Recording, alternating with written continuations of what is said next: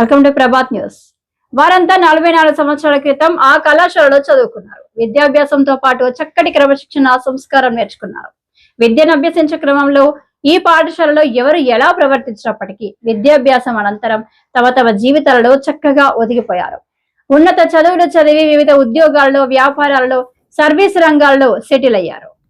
ఉపాధ్యాయులుగా, అధ్యాపకులుగా, జిల్లా అధికారులుగా, పారిశ్రామికవేత్తలుగా, ఇతర ప్రజా రంగాలలో రాణిస్తున్నారు. మరికొంతమంది విద్యా సంస్థలను నిర్వహిస్తూ సామాజిక సేవకు బాధ్యత వహిస్తున్నారు. కుటుంబాలను చక్కగా తీర్చిదిద్దుతున్నారు. వారికి పిల్లలు, ఆ పిల్లలకు పిల్లలతో నేడు గణనీయమైన మెరుగైన జీవితాన్ని గడుపుతున్నారు.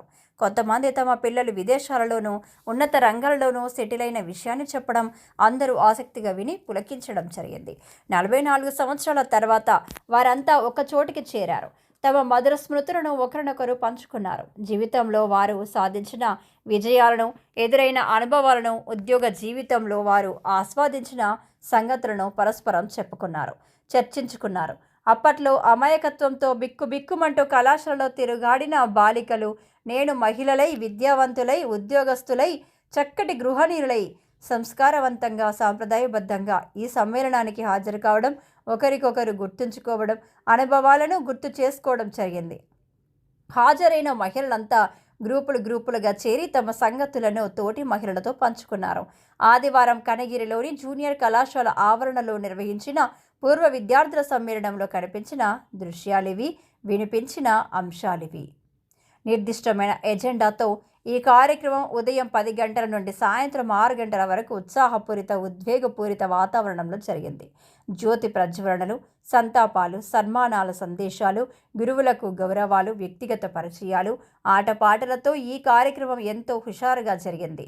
ఈ కార్యక్రమానికి ముందు తమతో పాటు ఈ కళాశాలలో విద్యను అభ్యసించి, అలాగే వివిధ పాఠ్యాంశాలను బోధించి కనుమరుగైన 20 మంది పూర్వ విద్యార్థులు, పూర్వ అధ్యాపకులకు తమ ప్రగాఢ సంతాపాన్ని ప్రకటించారు. ఈ సమ్మేళనానికి 150 మంది హాజరయ్యారు. వారిలో 50 మందికి పైగా మహిళా విద్యార్థులు హాజరు కావడం విశేషం. కొంతమంది అనారోగ్యంతో ఉన్నప్పటికీ, ఆయాస పడుతున్నప్పటికీ ఈ సమ్మేళనంలో ఉత్సాహంగా పాల్గొన్నారు.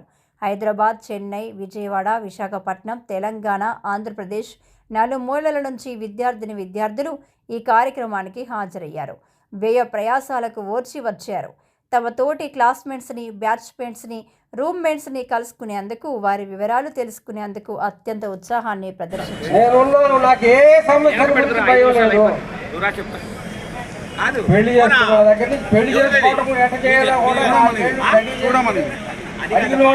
పరిశీలించుకుని ఎమ్మడి పెట్టిన వాళ్ళందరికీ ఎమ్మడి వెళ్ళకుండా జాగ్రత్తగా పెళ్లి చేసుకున్నామని నాకు ఏ సమస్య ఉండదు. ఇవన్నీ టీచర్ ఉద్యోగం వల్లే వస్తాయి. ఇంకోటి మీరందరూ కూడా వైఫ్ అండ్ హస్బెండ్ కలిసి ఉంటారు. ఎందుకంటే వైఫ్, హస్బెండ్ ప్లస్ మైనస్ అంటారు కదా, మరి అటు ప్లస్ మైనస్ అట్రాక్టివ్ అయ్యి కలిసిపోతాయి. సమస్య ఉండదు. That is life. మేబీ అందువలన బాధపడతారు, ఫీల్ అవుతారు, ఆనందించటాలు అవన్నీ ప్రామాణికంగా ఏమీ ఉండవు. వాటికి రాసులే ఉండవు. హోమియో రూల్ ఏంటంటే మనసు ఆరోగ్యంగా ఉంటే రోగం దగ్గరకు రాదు. హోమియో రూల్ ఎగ్జాంపుల్ ఏంటంటే మా నాన్న చేతుల్లో నల్లగా అయ్యి ఈ రోగం తగ్గదు, నేను చచ్చిపోతానన్నాడు. నేను పోయి హోమియో డాక్టర్తో మాట్లాడి 2 రోజులు ఒక మందు తీసుకొచ్చి ఇచ్చాను. అవి తగ్గిపోయాయి. డాక్టర్ని అడిగా ఎందుకు తగ్గాయండి అంటాను. ఆయనకి మనసులో కఠినత్వం ఉంది, గర్వం ఉంది, తగ్గదు, చచ్చిపోతాను అనుకున్నాడు. ఆ గర్వం, కఠినత్వాన్ని పోవడానికి హోమియో మందు ఇచ్చాను అన్నాడు, కానీ రోగానికి మందు లేదన్నాడు. ధైర్యంగా ఉండడం. ఎన్ని సమస్యలు, మీ సమస్యలన్నీ మీకేనా? ఇందుకు ఒక సమస్య ఉంటుంది, కానీ అనుకునే కొంది అది పెరుగుతుంది. సమస్యలు అనుకోకూడదు. ఇంతకాలం హాయిగా జీవించాము, ఇదే గొప్పతనం అని ఆనందపడటం నేర్చుకోవాలి. ఎంతసేపు వైఫ్, హస్బెండ్ పెద్దోళ్ళైనా గట్టుంటుంది తెలుసా? ఆమె చెప్పింది నేను అర్థం కాదు, ఈయన చెప్పింది ఆమెకు అర్థం కాదు. అంటే కాసేపు కూర్చొని మాట్లాడుకొని తెచ్చుకొని పోవాలి. ఇప్పుడు నేను ఏమి డ్రెస్ చేసుకోవాలో కూడా ఆమె చెప్పుకుంటూ ఉదయాడు. అట్లా వింటూ అలవాటు. ఎందుకు నేర్చుకోలేదు? నేనే చిన్నప్పుడు చచ్చిపోయారా, కొన్నారా, నాకే డబ్బులు ఉన్నాయా, ఏం లేవు. అందువల్ల అలవాటే లేదు. ఇంకోటి అందరికీ అందం కనపడాలంటే కొరకు నాకు ఎందుకుండాలా నాకు చూసుకుంటుంది అన్నీ అంటే భయపడి హస్బెండ్ అంటే అట్లా ప్లస్ మైనస్. ఒక ఫ్యామిలీ మీకు కెమిస్ట్రీ రూల్ ప్రకారం ఈ సైడ్ ఉన్న ఫ్యామిలీ ఆ సైడ్ ఉన్న ఫ్యామిలీ కలిసి లవణం అవుతుంది. ఆ రోజుల్లో లవణాల గురించి చెప్పేటప్పుడు ప్లస్ల గురించి మైనస్ల గురించి మాట్లాడేవాళ్ళం. అంటే అవి రెండు చదివితే కెమిస్ట్రీ రాకుండా పోదు. మా వాడు ఇంటర్మీడియట్ చదివినాక ఎంపీసీ అయిపోయినాక అది బైపీసీ అయిపోయినాక డాక్టర్ కోర్సు పోయాడు. మావిడ అంటే ఏం పిల్లవాడికి ఏం చదువు చెప్పమంటే నేనేం చెప్పాలంటే రెడీ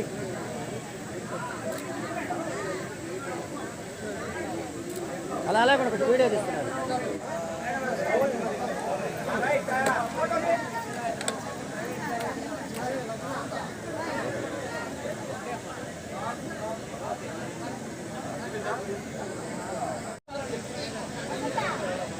గ్రూప్ ఫొటోస్ మీ ఇళ్ళకు వచ్చేస్తే మేము పంపిస్తాము.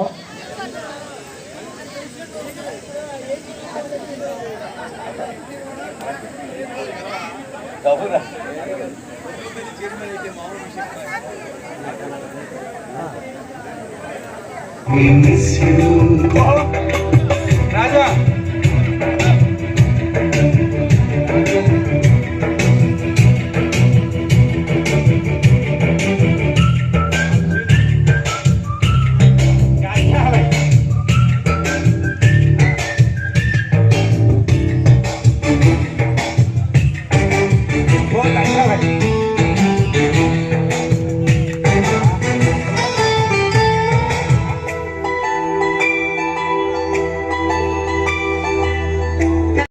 అందుకని ఆయన సందేశాన్ని రికార్డ్ చేశాను. దయచేసి వినవలసిందిగా కోరుతున్నాను.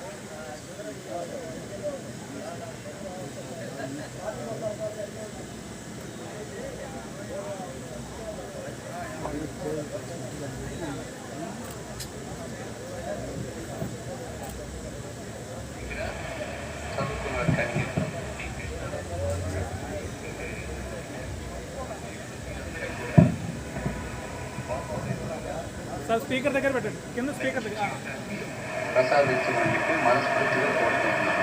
ఇట్లు తమరి పురాతన లెక్చరర్ని కృష్ణారావు ఫ్రమ్ నెల్లూరు. చాలా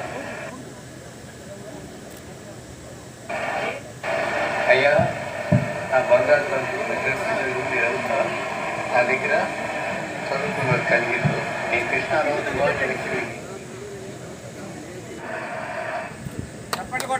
ఆయన మనకు బ్లెస్సింగ్స్ ఇచ్చారు అంతే. ఇంకొకటి మన ప్రిన్సిపాల్ గారు నవలూరి శ్రీనివాసరావు గారు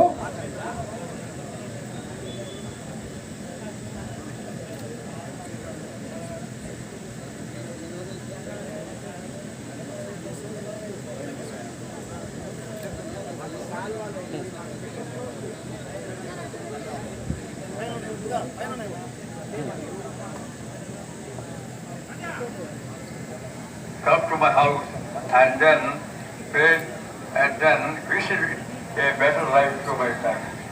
I pray God for the long life and prosperity of the students of our college and heaven thanks and blessing be showered on him. And I pray that you as students of the Kariri College will do a lot of service to human beings who are poor and then unable to